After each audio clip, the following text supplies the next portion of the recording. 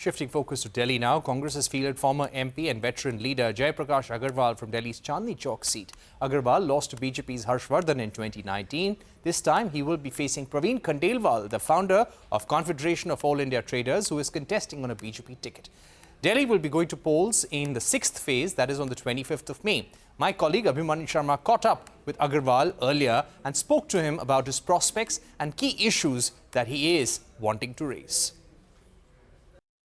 Sir, इस बार INDI alliance के candidate के तौर पर आप इलेक्शंस कॉन्टेस्ट कर रहे हैं। कितना चांस देखते हैं आप वोट ट्रांसफ़र का दोनों पार्टीज़ के बीच में, जो कुछ वक्त पहले तक एक दूसरे के विरुद्ध थीं दिल्ली में और अभी ही अलायंस बनाया? किस एक्सटेंट तक आपको लगता है वोट ट्रांसफ़र हो पाएगा? किस एक्सटेंट का सक्सेस रेट आप इमेजिन कर रहे हैं?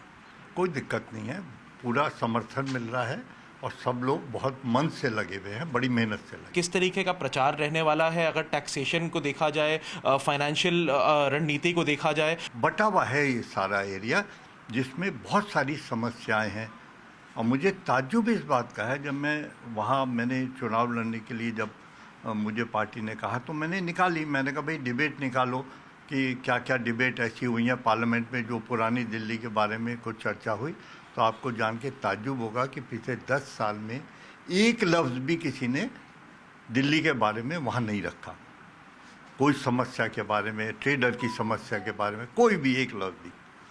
उसके अलावा जब मैंने ये ढूंढा कि मैंने कहा कुछ प्रोजेक्ट्स ऐसे होंगे जो उन्होंने शुरू करे होंगे, जिसकी मांग करी होगी, जो नहीं हुए, तो पता लगा एक भी प्रोजेक्ट ऐसा नहीं है जो पिछले 10 साल में बीजेपी ने इस क्षेत्र के लिए रखा हो, जो बाकी रह गया हो, जिसको मुझे आगे लेके चल रहा हूँ।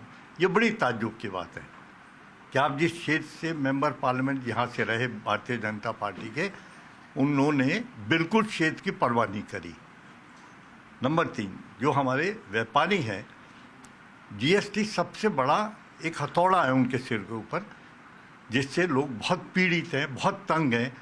और उसका आप एक अंदाज़ा लगा सकते हैं कि तकरीबन 500-700 बार उस पर अमेंडमेंट हो चुके अब तक। तो ये कौन सा कानून बना है जिसका आपको खुद नहीं मालूम? तो मुझे लगता है कि इन्होंने किसी भी दिशा में कोई काम नहीं करा और शुरू से सारे काम की आवाज़ उठा।